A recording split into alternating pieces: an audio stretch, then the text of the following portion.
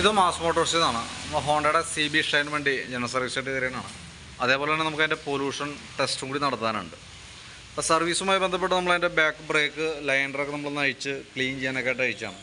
Break ലൈനറൊക്കെ company ലൈനറാണ്, ഹോണ്ടയുടെ original liner തന്നെയാണ്. പുതിയ ലൈനർ കിടക്കണം കേട്ടോ. അപ്പോൾ ഒന്ന് ക്ലീനാക്കി റീസെറ്റ് ചെയ്താൽ മതി. പിന്നെ നമുക്ക് ടയർ പ്രഷർ കാര്യങ്ങളൊക്കെ ഒന്ന് ചെക്ക് ചെയ്യുക. അതേപോലെ നമുക്ക് ചെയിനൊക്കെ ചെറുതായിട്ട് ലൂസുണ്ട്, അതൊക്കെ ഒന്ന് ടൈറ്റ് ചെയ്യുക. എയർ ഫിൽറ്ററിൻ്റെ കണ്ടീഷനൊക്കെ ചെക്ക് ചെയ്യുമ്പോൾ എയർ ഫിൽറ്ററൊക്കെ പുതിയ ഫിൽറ്ററാണ്, ഹോണ്ടയുടെ കമ്പനി ഫിൽറ്റർ തന്നെ ഇറങ്ങണം കേട്ടോ, ഒറിജിനൽ ഫിൽറ്റർ തന്നെയാണ്. പിന്നെ അതേപോലെ ബാറ്ററിയുടെ ഭാഗം കൂടി നമ്മളൊന്ന് ചെക്ക് ചെയ്ത് പോകുന്നുണ്ട്. എക്സ്റ്റേൻ്റെ ബാറ്ററിയാണ് നമുക്കിത് ഇരിക്കുന്നത്.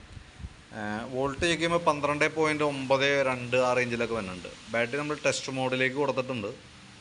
അപ്പോൾ നമുക്കതിനകത്ത് വാല്യൂസ് കാണിക്കുന്നത് ഓക്കെ ആയിട്ടാണ്, അല്ലെങ്കിൽ വേറെ പ്രോബ്ലം ഒന്നുമില്ല. പിന്നെ എൻജിൻ വണ്ടി ഓയിൽ ചെക്ക് ചെയ്യാനാണ് പറഞ്ഞത്. അപ്പോൾ നമ്മൾ അതും പ്രകാരം നമ്മൾ ഓയിൽ സ്റ്റിക്കിനകത്ത് ചെക്ക് ചെയ്യുമ്പോൾ കറക്റ്റ് ലെവൽ കാണിക്കുന്നില്ല. അപ്പോൾ ഞാനത് എത്രത്തോളം കുറവുണ്ടെന്ന് അറിയാനായിട്ട് ഓയിൽ ഊറ്റി കഴിഞ്ഞ് കഴിഞ്ഞപ്പോൾ ഉള്ള അവസ്ഥ ഇതാണ്. നമുക്കൊരു 1/2 ലിറ്ററിൽ താഴെ 450 മില്ലി ഓയിലാണ് നിലവിലിപ്പോൾ വണ്ടിയിലുള്ളൂ.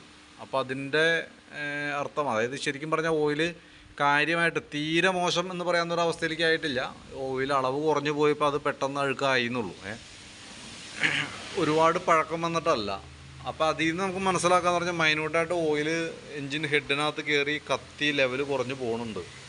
ഇപ്പോൾ ശരിക്കും പറഞ്ഞാൽ 450 മില്ലി എന്ന് പറയുമ്പോഴത്തേക്ക് നമുക്ക് ഇതിനകത്തേക്ക് പഴയ ഓയിൽ ഒഴിക്കുന്നതിലും നല്ലത് ഫുള്ളായിട്ട് ഓയിൽ മാറ്റുന്നത് തന്നെയാണ്. കാരണം എന്ന് വെച്ച് കഴിഞ്ഞാൽ അല്ലെങ്കിൽ പിന്നെ നമുക്ക് ഈ പഴയ ഓയിലിനകത്തേക്ക് പുതിയ ഓയിൽ മിക്സ് ചെയ്തിട്ട് പ്രത്യേകിച്ച് കാര്യമില്ല. അപ്പോൾ മാക്സിമം അത് കളഞ്ഞതിന് ശേഷം പുതിയ ഓയിൽ ഫില്ല് ചെയ്യുക.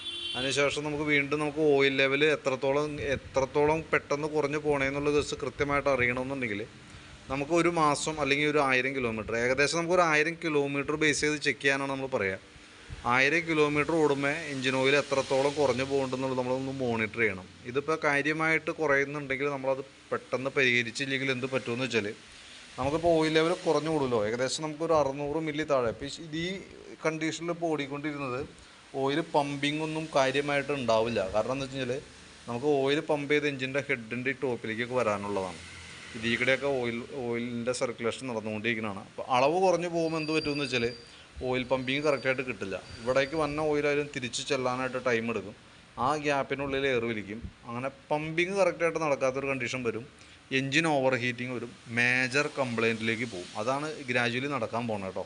അപ്പോൾ അതുകൊണ്ടാണ് നമ്മൾ ഒരു മാസം അല്ലെങ്കിൽ 1000 കിലോമീറ്ററൊക്കെ ബേസ് ചെയ്തിട്ട് നമ്മൾ ഓയിൽ ചെക്ക് ചെയ്യാൻ നിർബന്ധമായിട്ട് പറയണതിൻ്റെ കാരണം എന്ന് വെച്ച് കഴിഞ്ഞാൽ നമുക്കത് കയ്യോടെ സിലിണ്ടർ പിസ്റ്റളിൽ വരുന്ന തേയ്മാനം കൊണ്ട് സംഭവിക്കാനാണ് ശരിക്കും മെയിനായിട്ട്. ചില കേസുകളിൽ ഹെഡിൻ്റെ വാൽവിൻ്റെ ഗൈഡൊക്കെ കംപ്ലയിൻ്റ് ആണെങ്കിലും ഈ പ്രോബ്ലം തന്നെ കാണിക്കും. പക്ഷേ വാൽവ് ഗൈഡിൻ്റെ പ്രോബ്ലമൊക്കെ ആണെന്നുണ്ടെങ്കിൽ നമുക്ക് ശരിക്കും സൗണ്ടിലൊക്കെ വ്യത്യാസം കാണിക്കേണ്ടതാണ്. ഇത് ഏകദേശം നമുക്ക് കൃത്യമായിട്ട് അഴിച്ചാലാണ് പറയാൻ പറ്റുള്ളൂ. എന്നാൽ പോലും നമുക്കൊരു 90% സിലിണ്ടർ പിസ്റ്റണിൻ്റെ കംപ്ലയിൻ്റ് ആവാനാണ് സാധ്യത കൂടുതൽ കേട്ടോ. അപ്പോൾ അതൊന്ന് ഇടയ്ക്ക് എപ്പോഴെങ്കിലും പരിഹരിച്ച് പോയില്ലെങ്കിൽ അതൊരു മേജർ കംപ്ലയിൻറ്റിലേക്ക് പോകാനായിട്ടുള്ളൊരു സാധ്യത നിലവിലുണ്ട് കേട്ടോ.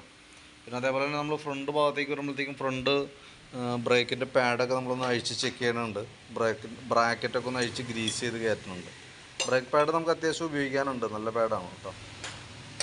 പിന്നെ സ്പാർക്ക് പ്ലഗ് ആയാലും പുതിയ പ്ലഗ്ഗാണ് കിടക്കണത്. അപ്പോൾ ഒന്ന് ക്ലീൻ ചെയ്തിട്ടൊക്കെ ഒന്ന് റീസെറ്റ് ചെയ്താൽ മതി. പിന്നെ നമുക്ക് മെയിനായിട്ട് പൊല്യൂഷനാണ് എടുക്കേണ്ടത്. അപ്പോൾ പ്ലഗിനകത്ത് നോക്കുമ്പോൾ തന്നെ അറിയാം നമുക്ക് അതിൻ്റെ ഉള്ളിൽ കാർബൺ കത്തണേൻ്റെ ഒരു സീരിയസ്നെസ് നമുക്ക് ഇതിനകത്ത് തന്നെ മനസ്സിലാവും.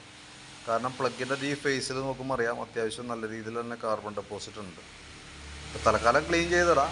അപ്പോൾ തൊട്ടടുത്ത് തന്നെ നമുക്കതൊരു കംപ്ലയിൻ്റ് ഒന്ന് പരിഹരിച്ചില്ല എന്നുണ്ടെങ്കിൽ കംപ്ലയിൻറ്റ്സ് നമുക്കത് വലിയൊരു ഇതായിട്ട് വരും. ഒന്ന് പ്രത്യേകം ശ്രദ്ധിച്ചോണം കേട്ടോ. അപ്പോൾ മെയിനായിട്ട് പിന്നെ അത് കൂടാതെ കൊണ്ട് നമുക്ക് പൊല്യൂഷൻ എടുക്കാനും കാര്യങ്ങളൊക്കെയാണ് മെയിനായിട്ട് പറഞ്ഞേക്കണേ. അപ്പോൾ ഞാനതിൻ്റെ ഏകദേശം ഒരു എസ്റ്റിമേറ്റ് കൂടി നോക്കിയിട്ട്, ഇപ്പോൾ എഞ്ചിൻ ഓയിൽ ഫുള്ളായിട്ട് നമ്മൾ മാറ്റുന്നതായിട്ടാണ് കൂട്ടണേ. അപ്പോൾ നോക്കിയിട്ടൊന്ന് പറഞ്ഞാൽ മതി. വീഡിയോ കണ്ടുകഴിയുമ്പോൾ നോക്കിയിട്ടൊന്ന് റിപ്ലൈ ഇടാം. അതനുസരിച്ച് നമുക്ക് ചെയ്യാം. നമ്മളിപ്പോൾ എത്ര പഴയ ഓയിലിനകത്തേക്ക് പുതിയ ഓയിൽ മിക്സ് ചെയ്യുന്നതിനേലും നല്ലത് പുതിയ ഓയിൽ മാറ്റുന്നതാണല്ലോ എന്ന് വെച്ചിട്ടാണ് നമ്മൾ ആ രീതിയിൽ എസ്റ്റിമേറ്റ് ആക്കണം കേട്ടോ. അപ്പോൾ ഞാനതിൻ്റെ ഒരു എസ്റ്റിമേറ്റും കൂടി നോക്കിയിട്ട് ഡീറ്റെയിൽസ് വാട്സാപ്പിലേക്ക് ഇട്ടേക്കാം. നോക്കിയിട്ടൊന്ന് റിപ്ലൈ ഇട്ടാൽ മതി.